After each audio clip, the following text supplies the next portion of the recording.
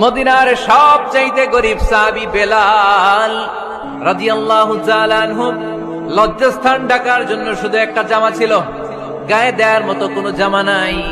এই সাহাবীর মতো গরিব কোন সাহাবী মদিনার জমিনে নাই। এই বেলাল রাদিয়াল্লাহু তাআলা আনহুকে বিশ্বনবী ডেকে বললেন, ইয়া বেলাল আনফিক ইয়া বেলাল লা তাখশা মিন যিল আরশি ইকলালা। ও বেলাল, আল্লাহর রাস্তায় দান করো, কারণ আমার আল্লাহর ধনভাণ্ডারের কমতি নাই। সাইয়েদনা বেলাল রাদিয়াল্লাহু তাআলা আনহু সবচেয়ে গরিব। শুনতেছেন, বুঝতেছেন? সবচেয়ে গরিব। ডাউন পার্টটা ঢাকার মতো একটা গার্মেন্ট ছিল, একটা কাপড়, এটা পেঁচায় আসতো, নামাজ পড়তো। গায়ে রাখার মতো কোনো জামা নাই, আর খাবার দাবার টাকা পয়সা বলতে নাই।